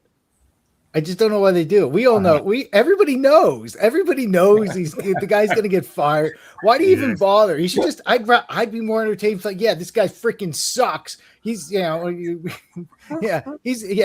your time now. Once the season's over, you're gone, buddy. Okay. Go ahead, Candy. Yeah, I mean, we're talking 2 injury prone quarterbacks, but we've also, I was reading that Penix says that his knee is going to be all fixed and he should be good, but you can't guarantee that you're not going to injure it again. There's just no way of knowing it. Sure. And Tua, well, we all know how injury prone he's been, and one more hit, this, that, just sad. We'll see how Atlanta fares. All right, let's go on to. We have probably at least time for at least 2 more topics. Anyway, I want to talk about Trevor Bauer. He strikes out a Long Island record. Get this, franchise 15 strikeouts, I believe. The guy, and we all know the guy blackballed, and that was for Long Island, which is a Long Island record. And we know he's blackballed, but then his contract was purchased by the Diablos Rojas del Mexico, and he ended up going 5-1, 2.36 earned run average of 66 strikeouts and 7 starts. Let's just talk in general. We can go rapid fire on this one, Cliff. What are your thoughts about Trevor Bauer? I mean, this guy here has done everything he can to get back in the MLB, but Long Island record 15 strikeouts. I don't know what we value that, but hey, he's still playing ball and he's still striking out some guys. But we know he's blackballed, and we talk about it, but his contract was purchased by a Mexican team. So rapid fire, Cliff. Yeah, he's I'm from Long Island. I've been to Long Island Ducks games back in the day.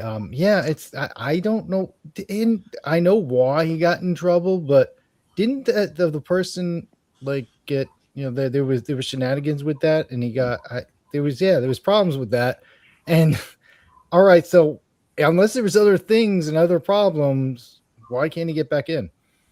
It's like I would have loved him to be on the Mets this year. And it's like I would have taken him. Well, I would have taken anybody the way they were Yeah. playing there. So, Yeah. but yeah, I don't. Yeah, I think he should be on a major league team. I think he should be pitching someplace. Lucas? Yeah, he's got an attitude problem for sure. I mean, when you take a ball and oh gosh, it was Terry Francona at the time, and you throw it over center field in Kansas City. I mean, come on, man. You gotta have a little bit more class than that. I mean, he seems to be having a lot of fun on YouTube, though. His Yeah. channel is huge, Yeah. and what he does with the King of JUCO is really cool. He seems like he's cleaned his act up on that, but I don't think he's meant for MLB right now. I don't think he'll ever be. It's kind of like the dark horse. He's kind of like the Colin Kaepernick of baseball, I right? wouldn't now. go Great that far. comparison. I wouldn't go that far. But I he's- would. But he's I would. good. Are you I wouldn't go that fucking far. nuts? Trevor Bauer is good. But as far as his reputation, it's kind of a PR nightmare for any MLB team. Don't get me wrong, Cliff. He is really, really good, but he's known for his little sword antic, which. I mean, being a Giants fan and seeing him do that to Giants when he was a Dodger, doing that to Giants players, I'm like, okay, you can do whatever you want. You got a nasty freaking curveball and a changeup that's just diabolical. Yeah, go for it. But man, I just don't see him coming back. I don't see Manfred or any other general manager being like, yeah, he's going to be a good fit for the team, and he's going to have some good experience and bring some good mentorship to young players. MLB teams are really, really just known as looking for pitchers who are going to just shut up and play kind of mentality and just like have a good mentorship. And Trevor Bauer is just a good player. And he's a damn good pitcher, and I don't think he can hold it together for the MLB. Well, I like the comparison with Colin Kaepernick. Cliff, are you nuts or what? That's a great comparison. Here's the problem. You got No, social media. He Wait a couldn't minute. play. Wait He a minute. couldn't play. Hold it, Cliff. Let me get this in here, okay? I'm going to get this. I knew something was going to get going between me and you. The bottom line is this. It's social media antics, to me, have obviously gotten out of control. The Phillies had a chance to get him, but MLB practically blocked the move because the Phillies needed him.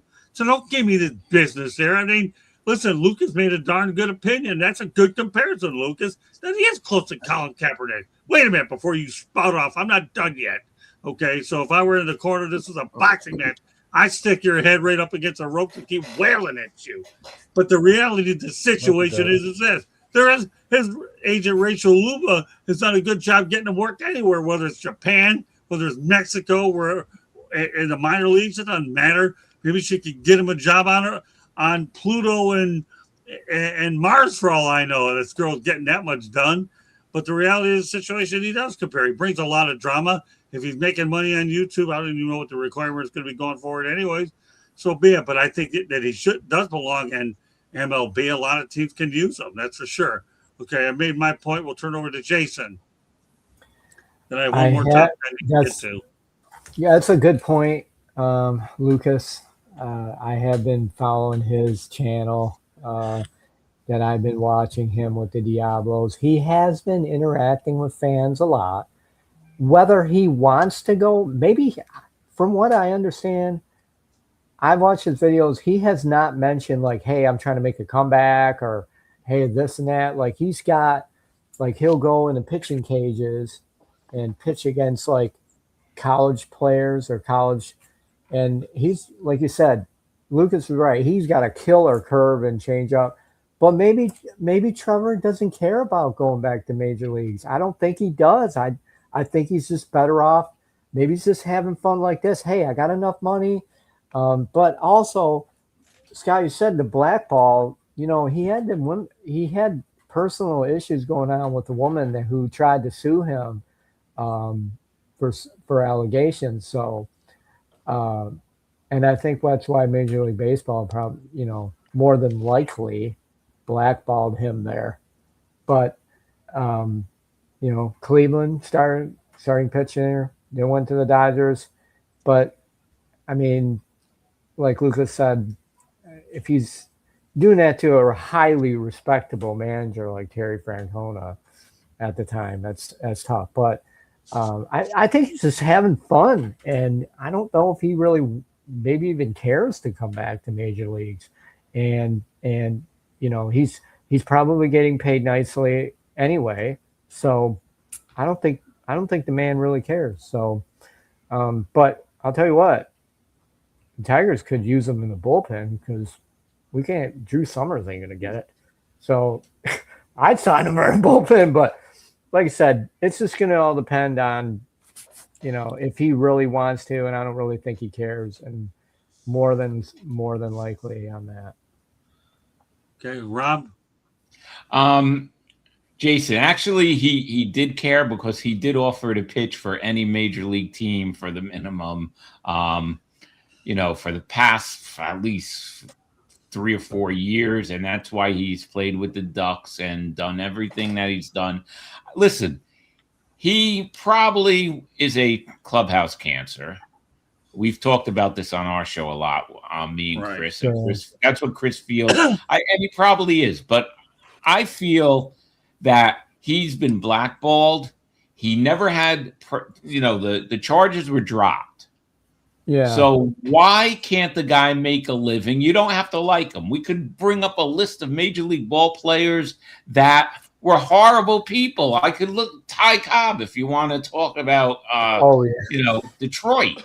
There's a list.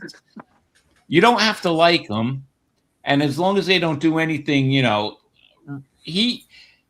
the charges were dropped. So the guy really did get blackballed. I don't think the commissioner wanted him there. I don't think any GMs wanted to touch him, but really they stopped the guy from continuing his career. If the charges weren't dropped and if there was more evidence, then yes, but it's just not right. That's how I feel. And now he's probably too old. He's 35. His ERA in Mexico right now is like 4.41, 4.41. So he's probably done, but I just feel like he was blackballed, and unless they arrested him and it went to trial and he was guilty, he should have been able to at least continue his career. I agree, Rob. Yeah, he'd be a headache for everybody. Go ahead, Jason, before I turn over Candy. One more topic to go. Oh, sure. I just wanted to mention, I was just saying that Rob, that maybe even recently, maybe he's just starting to give up on it. But you didn't. And you can't blame him, Jason. Right. Yeah, you can't exactly. Yeah, exactly. And like you said, he was cleared, and like you said, he was just blackballed. It was just unfortunate. Definitely. Okay. All right, Candy, you got the last word. One more topic to go. Then Rob and Candy will give a recap. Also, just a programming note, Rob and Candy will be on at least an hour on Monday. There will be no baseball at all, so they're going to have a chance to take their show and do a lot with it in prime time. Go ahead, Candy. You have a final word on Bauer. One more topic, which is our feature topic. Go ahead, Candy. I understand to a certain extent him getting suspended, or during which they were trying to figure out are the charges real or not. But when they've reportedly said that no, it gets really hard. It's for teams these days have a responsibility. Let's face it. We all look up to, or most people look up to baseball players, football players, stars, especially kids. We think of them as role models. So when something happens that puts that into question, it's hard. Is it written in your contract that if you're so-called alleged to do something that you should be suspended or fired or whatnot? Right. Obviously, if the charges are proven and you are innocent until proven guilty, once you're proven guilty, then for sure you have to be off. Yeah. Do I feel that this was, again, sometimes people go after athletes because they have a lot of money. But when it becomes not one, not two, not three, and multiple people, do you think all four of these women were, conspiring or trying to? It's kind of a hard fine line. I get it. He has been blackballed, which is unfortunate. But I also really wonder if there's multiple people coming out, if there isn't some validity to some of it. Okay, let's go to our final topic of the night, which happens to be our featured topic of the night. Anybody else want to add something really quickly before I go to this last topic? Yeah, he's not John Rocker, but he's still got some work to do. John Rocker went to the Ducks too. Right. Yeah, Oh, that's no what I- kidding! I forgot. Yeah. I saw him on get off. It's on the same train on the LIRR coming on to Penn Station. Oh, one wow, time. John Like, Rocker nobody to knew who he the was. Long This was Island many Ducks. years after that. Man, Many years that's a after that. He had nightmare of a long guy. hair. Yeah. John Rocker. Great stuff, Lucas. Bring up John Rocker. How appropriate. yeah, Well, that's a right. great segue to where we're going now, because New York's we'll talk about our featured topic tonight. New York exploring the possible bid for the 2042 Winter Olympics. I'll probably be dead by then anyways. But they're also looking at Lake Placid for the outdoor events and New York City on the indoor events. I think it's fascinating, Rob. I really do. You got the Barclays Center and Madison Square Garden will be able to take care of a lot of the arena events. And then Lake Placid's proven to be able to go out there and host the outdoor ones. We'll go to Rob on this one first. What are your thoughts about the idea, Rob? I agree. Listen, the last time it was in Lake Placid, that was a great Olympics. That was a great Winter Olympics, one of the best. They did a great job, and so I'm all for it. Like you said, the Barclays Center in Brooklyn. There's a lot of venues, so why not? It'll bring money into the city. Again, we saw what happened with the Knicks, how much money was brought in in the postseason for the Knicks. Right. The finals and the run. So hey, I'm all for it. If New York could get it, go for it. Okay, let's go ahead to Cliff. Oh, I'm like Rob. I've long time lived in New York, and yeah, I mean, in Lake Placid. Oh my gosh, that's where I first got into hockey, that team, and oh my gosh, and it still has me to this day. But yeah, I mean, that's usually, I think Italy, they had like different venues too, so you can have it. And it's in New York, but Lake Placid's not close to New York City. It's a good haul there. But yeah, I think it would definitely work. It'd bring a lot of money in there. I mean, look at the World Cup. I mean, those things were packed, and it's the Olympics. So I think they're going to have to like augment some of the stuff they did at Lake Placid, because the Olympics are big. They were big then, but they're absolutely gigantic now. So they're going to have to update some things there for Lake Placid. New York, the city's going to be fine. City's going to be fine with that because they can handle that kind of stuff. They handle stuff like that all the time. Lake Placid's just going to have to update some of their Well, they'll do it. They until 2042. Sick them had to do it if they get it. Oh yeah, what if are they we, get it. They got time. Give me a break. Seriously, really? We're really seriously, really. You know what? Because you said that. Really, seriously, really? Jeez, I said 2042, pal. Now it's time to update those facilities. Are you out of your mind? Wear that D hat here, and I'll ring it around your neck. Well, it'll take. It's gonna take a while. These things are slow. They always are. Yeah, but not that slow. Not that slow. They're talking 2042. Are you nuts? Really? Seriously?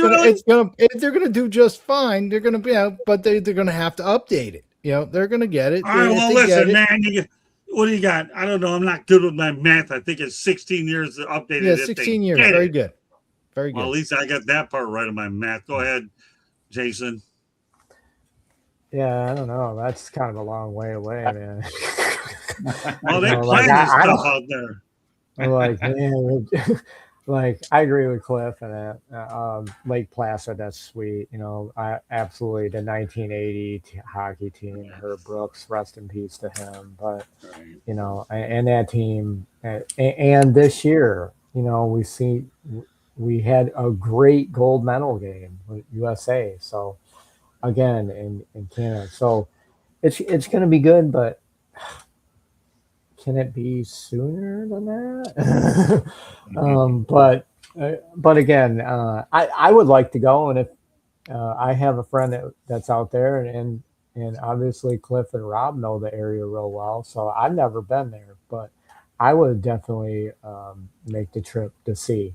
Don't worry, Rob will show you around. He's good at that stuff. Yeah, I got some friends in Buffalo too, so it's going to be good for the games, and good for the fans, but 2042. Oh, I wish it was like maybe a couple years away, 5 years.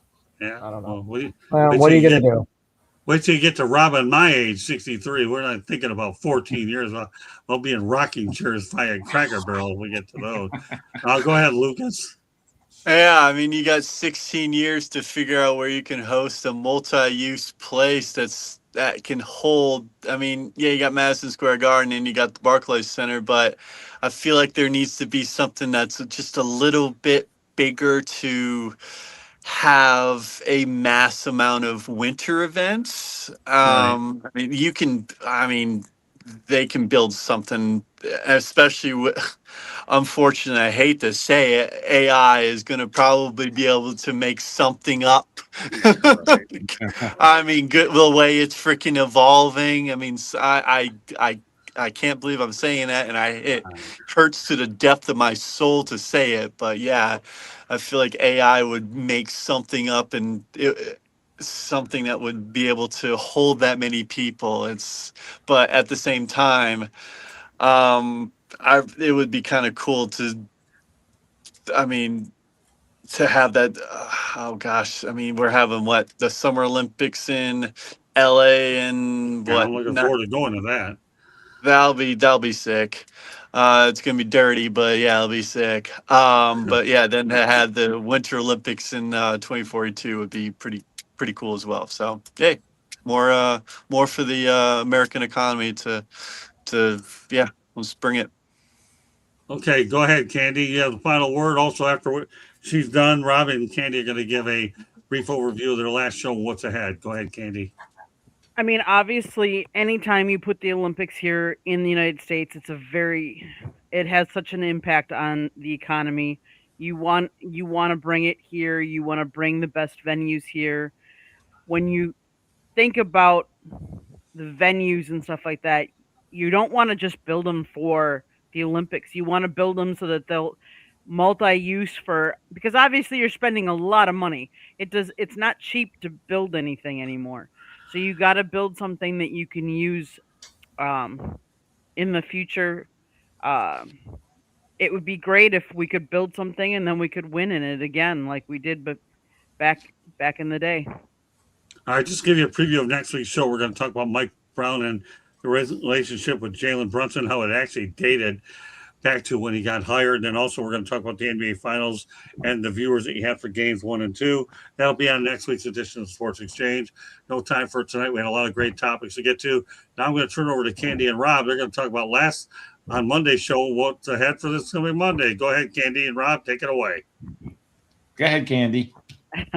So we'll recap what we talked about this previous Monday. Since we have a longer show this Monday, we haven't thought of all the topics yet. So they'll be looking at about 60 to 75 minutes, Rob. So put this in your calendar about 7:15 or around 8:30, because 108 Stitches baseball talk won't be on. Go ahead, Candy. Well, Scott, I don't get up in the middle of the night like you do and prep shows for a week or two in advance. So I'm just saying, I know you do that. I don't do that. Rob and I have not discussed it yet. This previous week we talked about all kinds of tips on what to do when you're traveling, and there were numerous tips that but like I say, last week was the fastest 30 minutes in traveling. It goes by so quick. So I think even though this one's going to be an hour, it seems to go by really quick the time. There's a lot of things to talk about when you're talking about traveling, whether it be different places to go to or traveling. We talked about airline the week before. We talked about the different classes on an airline trip. Do you want to go economy? Do you want to go business? Do you want to go first class? So definitely check out the channel. One of the things that I learned when I was prepping for the show 2 weeks ago, not only do you want to look at what class you're flying, you want to look at how old the plane is, because the planes have changed. Just like we're talking about stadiums and how the stadiums have changed, so have airlines, so have cruise ships. So you definitely want to look at the age of what the vehicle is you're using to travel with. But yes, this next week, Rob and I are going to be talking. It's going to be over an hour long show, the longest show we've had, but we're looking forward to it. We'll probably be talking about different destinations. Go ahead. I'm sorry, Candy. No, it's okay. Go ahead, Rob, because I've talked all this time. I'll let you. Yeah, well, we'll talk about some destinations, and it's going to be an hour show, so it's going to go twice as fast as the half-hour show, right? Because the half-hour show really is a lot of fun, and it flies by. Before you know it, it's done. But also, if there's anybody out there who wants to hear, they could get in touch with you guys if they want to talk. If they want to hear, they want us to talk about different topics, like different places, vacations. Cruise. It doesn't have to be cruises. It could be anything. Different, tropical islands, or camping. Anything that they like. They should let us know, and then we'll talk about it. Right? I think any topic idea. Email us southfloridatribune@gmail.com. Would love to hear your thoughts or what you want to hear about, because we come up with topics, but there might be something that someone out there wants to know about, that either we know about or we'll do research for you. Yeah, I just found a weird quirk about that. I just booked a flight to Fort Myers through Delta, and I found out that Main Cabin Plus is more expensive than Comfort Plus. And I get more leg room with Comfort Plus, and Main Cabin was more expensive. I'm like, what? That makes no sense. And the only thing you get with Main Cabin Plus is priority boarding. I'm like, what? That was so weird to me. I'm like, of course I'm going to go with Comfort Plus over Main Cabin. Right. Are you kidding me? It was so weird. I just did that today, actually.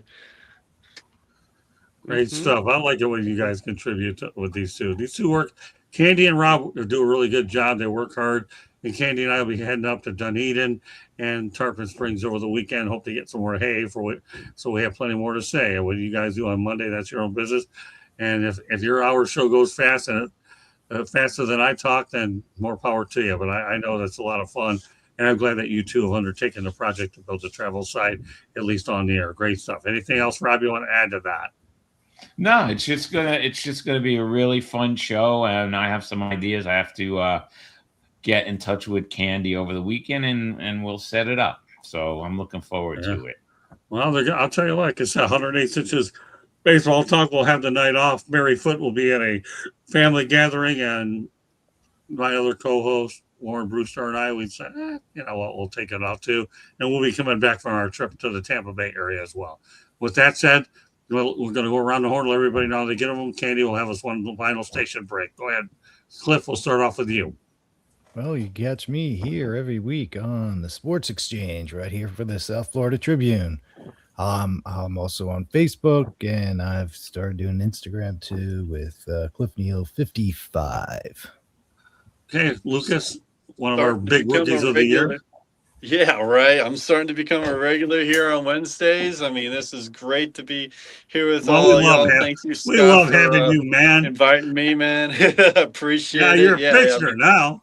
You're good. Yeah, I don't really have. I just deleted Instagram today. I'm taking a little mental health break from it, even though I should be on it. But yeah, I am not doing any social media anymore. So I'm kind of playing it by this ear right now, and this is my only way of kind of communication right now, and it's kind of healthy for me right now. So that's how I'm floating by with it, and it might change within a month because I might be like, okay, I need to get back on it. But yeah, that's just how things are going right now.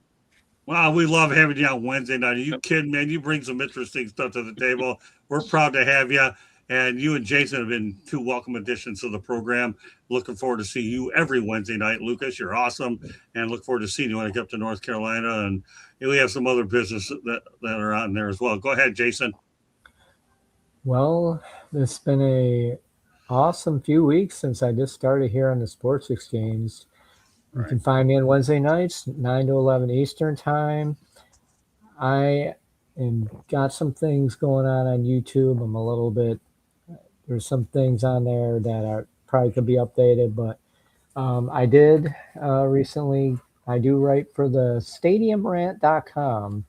I just recently picked up a writing position there. And you can also find me on Facebook at Jason Proc, and also YouTube Proc Sports Edge 1. So like I said, I enjoy everybody, and this is a lot of fun, and I'm excited to come back and keep talking sports with you guys. Well, we enjoy having you on the Wednesday Night Sports Exchange. Everybody on this show is outstanding. I had from Cliff to Lucas to you, Jason. Rob, go ahead. Yep, NYMLB Talk with Chris. Me and Chris are all over the place. YouTube, X, Facebook, TikTok. So just look up NYMLB Talk and the Travel Show. Don't forget about the Travel Show. Oh, yeah. Okay, Candy, take us home. South Florida Tribune Publishing Company published a book, Lessons from the Microphone, Tuning into the Enduring Wisdom of Visionary Leaders. It is written by our host, Scott, the Motor City Madmouth Morganroth, talks about his 40-plus years in the industry, has some really cool pictures of Scott and a young Muhammad Ali, Scott with a young Tommy Lasorda, Chuck Wepner, and if you don't know who Chuck Wepner is, look it up or buy the book and find out. It's available on Amazon, Barnes & Noble, Kindle, Google, and Apple Books. Audio book version is also out there, although then you don't get to see the pictures. But link on our website, www.southfloridatribune.com, where we have a lot of other content. If you like to listen to podcasts, you can find us wherever you get your podcast. If you see the red subscribe button in that lower right-hand corner, that means you have not yet subscribed to us. Honestly, I don't know what you're waiting for. Really, just click it. It's free. Click it, like us, share us, and then turn on your notifications so you're notified every time we go live. Monday nights, we do No Limits. And then we do baseball most Monday nights. This Monday night's the exception. Just No Limits, travel. Tuesday nights is football night. Wednesday nights, anything goes. And if you were listening to the show previous, the Motor City Madmouth show, you'll understand when I say anything goes. You got to tune in. Go watch it. You got to. Then Thursday nights, sports wrap. Scott talks hockey with hockey people. That started last week. He was doing soccer previous, but now it's hockey. And then you can come on over to the country club, where Jeremy and I do a fire up on Thursday nights with our crew.